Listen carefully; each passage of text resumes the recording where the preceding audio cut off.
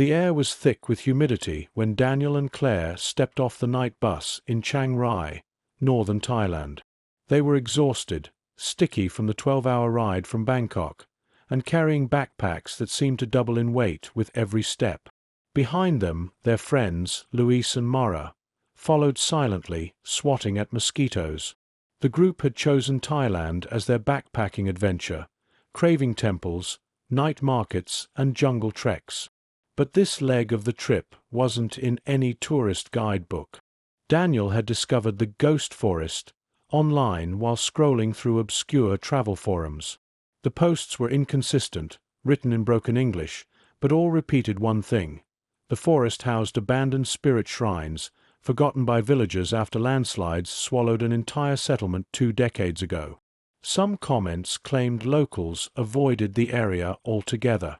Others warned that visitors returned changed, or didn't return at all. Claire was skeptical, calling it internet horror nonsense. Still, she went along, more worried about Daniel's thrill-seeking obsession than the supernatural. Luis, the practical one, had protested from the start. There's a reason locals stay away. What if it's unstable land? Or snakes? Or mines?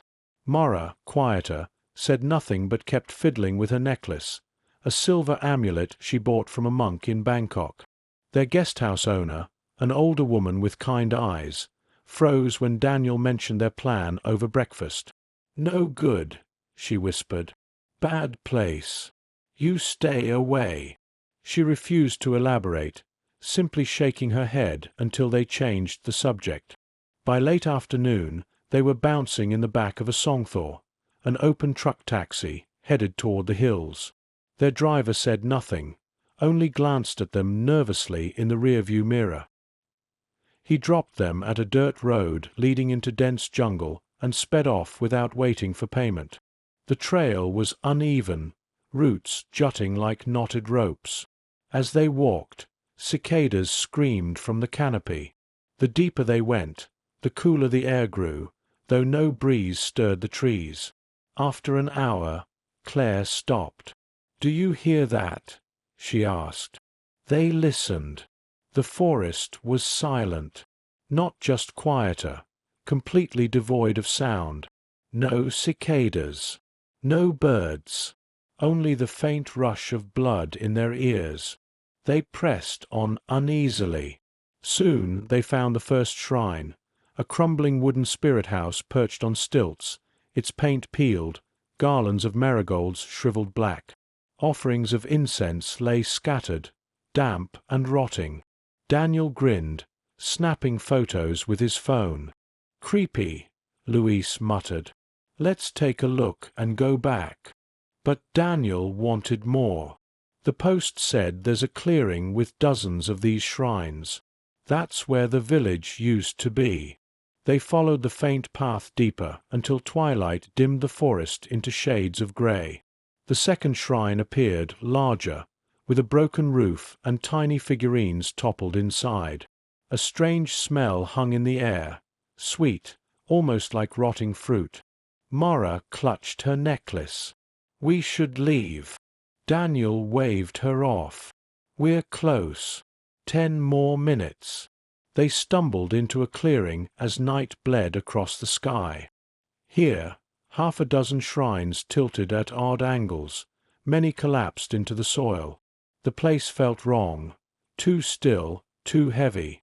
The 4 of them stood in uneasy silence, breath clouding though the air wasn't cold. Claire finally broke it. "Okay, we saw it. Can we go now?" But Daniel had already wandered off, kneeling before one shrine to take a closer shot. He reached inside, brushing away old incense sticks. That's when Mara gasped, "Daniel, don't touch it," because something inside the shrine was moving. The movement was subtle at first, a faint tremor of the tiny figurines resting in the dust. Daniel blinked, assuming it was just his hand brushing against them. But then one figurine, a small clay figure with painted black eyes, shifted on its own, sliding forward until it toppled out of the shrine and landed in the dirt. "Jesus!" he muttered, stumbling back. Luis grabbed his arm. "That's it. We're done. We're going back now." The four of them huddled together. Claire's eyes darted between the shrines, each leaning like decayed teeth. "It could have been an animal under there," she said, though her voice lacked conviction. Mara whispered, "They don't want us here." Daniel tried to laugh, but it came out shaky. "Come on, it's probably ants." Still, he didn't pick up the figurine. The air grew colder. None of them had noticed the mist seeping into the clearing, curling low to the ground like smoke. Luis swore under his breath. "We're leaving. Now." But the forest had other plans. The trail they entered from seemed less visible, swallowed by thickening fog. Daniel pulled out his phone, trying to use the flashlight, but the beam felt weak, absorbed by the mist. They started walking, though none could be sure if they were retracing their steps. The trees loomed taller, darker. Claire's hand gripped Daniel's tightly, knuckles pale. Mara lagged behind, whispering prayers under her breath. After 20 minutes, they reached another clearing. But this wasn't the road. It was another cluster of shrines, these even more decayed, some collapsed into piles of rotten wood. Luis cursed. "We're walking in circles." Claire's voice trembled. "This isn't funny anymore, Daniel." Before Daniel could reply, a sound echoed through the mist, a faint tapping like wooden sticks knocking together. It came from everywhere at once, behind them, ahead, all around. They froze, ears straining. The tapping grew louder, irregular, frantic. Then came the whispering. At first it was a low hiss, almost mistaken for wind. But the words sharpened, layered voices speaking in Thai, overlapping in harsh tones. None of them understood, but the anger in the voices was unmistakable. Mara broke down, sobbing. "They're angry. We shouldn't have come." Suddenly, Claire screamed. Everyone turned. She was staring at a shrine where a figure stood, hunched and motionless. It looked human at first glance. Tall, wrapped in filthy cloth, its head tilted too far to one side. Then it stepped forward, the cloth unraveling to reveal a withered face painted in streaks of white ash, its eyes wide and black as tar. The whispering stopped. Silence crushed the air. Then the figure smiled. They ran. None of them spoke, only the pounding of feet and ragged breaths breaking the silence. The forest seemed endless, every tree identical, every turn leading them deeper. Daniel's flashlight flickered wildly until the battery gave out. Darkness pressed close. Mara stumbled, and Luis hauled her up, dragging her along. Claire's lungs burned, but adrenaline pushed her forward. Behind them, the tapping returned, louder now, echoing like 1,000 hands knocking wood. They burst into yet another clearing, and froze. The shrines. Again. But these were different, newer, almost pristine. Fresh garlands of marigolds hung, vibrant and unwilted. Bowls of fruit offerings rested at their bases, untouched. Candles flickered, though no one had lit them. Mara fell to her knees. "We can't leave. We're trapped." Daniel grabbed her shoulders. "No, we just need to keep moving. There has to be a way out." Luis wasn't listening. He was staring at one shrine where incense smoke rose steadily, though the sticks burned without flame. His voice was hollow. "They rebuilt them. For us." Claire shook him. "Stop it. You're not making sense." A sound rose from the trees. Children laughing. It was faint, distant, but unmistakable.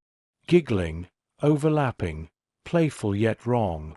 The laughter grew closer, circling them, until shadows darted at the edges of their vision, small shapes weaving between the trunks. "Don't look at them," Mara whispered, clutching her amulet. But Daniel did. He saw them clearly, children no taller than his waist, their faces smeared with soot, eyes hollow sockets. They darted from shrine to shrine, giggling as if playing a game. When he blinked, they were gone. Claire tugged him. "We need to go now." They staggered through the mist, though every direction blurred into the same oppressive forest. At last, they spotted faint lights ahead. Relief surged. They thought it might be the road. They hurried, tripping over roots, until the shapes came into focus. Not headlights. Torches. A group stood in the fog. 5, 6, maybe more. Figures cloaked in tattered robes, faces hidden by masks painted red and black. They stood silently, torches crackling, blocking the path. Luis raised his hands. We're lost, we just need to." The figures began to chant. Low, guttural, in perfect rhythm. The torches flared, smoke thickening until the air was choking. The chanting grew louder, words pounding like drums. Mara screamed, clutching her amulet. "They're calling them." And then, from behind the shrines, something vast moved in the mist, something crawling, dragging itself forward, limbs bending wrong, its body too large to fit between the trees. The ground trembled as the thing emerged. Its shape was unclear, part human, part beast, crawling on elongated arms that scraped the soil. Its head was a mass of white-painted faces, shifting and merging like masks in constant motion. Each face whispered in unison, a chorus of prayers and curses. Claire's mind screamed to run, but her legs locked. Luis tried to pull her, but the chanting figures closed in, their masks grinning in firelight. Daniel shouted, "Stop! We didn't mean to disturb." The creature surged closer, breath reeking of rot and incense. One face in the shifting mass turned toward Daniel and grinned with black teeth. The chanting ceased. Silence fell heavy. Then one of the masked figures stepped forward, pointing at Mara. "The offering," the voice rasped in broken English. Mara shook violently, clutching her amulet so tightly her hand bled. "No, no." Daniel shoved forward. "Take me instead." The figure didn't move. The creature leaned down, its many faces twitching, eyes locking on Mara. She sobbed, whispering prayers, until suddenly the amulet in her hand pulsed with blinding light. A shriek split the clearing. The creature reeled back, faces writhing in agony. The masked figures staggered, torches sputtering. The children's laughter turned to screams before vanishing entirely. Mara collapsed, unconscious. Luis hoisted her up, yelling, "Run!" They tore through the chaos, sprinting blindly. The mist thinned. The forest sounds returned, the buzz of insects, the distant call of birds. Ahead, faint lights appeared, the road. They burst onto the dirt path where the songthaw had left them hours before. Behind them, the forest loomed, silent once more. A pickup truck rattled by, its driver slowing in confusion at the sight of 4 filthy foreigners stumbling out of the jungle. Without hesitation, they piled in, begging him to drive. He nodded, saying nothing. Only when they reached town did Claire dare to look back. The hills were hidden in darkness, but she swore she saw a flicker of torchlight deep within the trees. Mara never spoke of what happened. She kept the amulet, though, refusing to remove it even when she slept. Daniel deleted the photos he had taken, every single one. Luis avoided the topic altogether, insisting it was just a nightmare. But Claire knew better. She could still hear the tapping in her dreams. And sometimes, when the night was quiet, she heard the laughter too.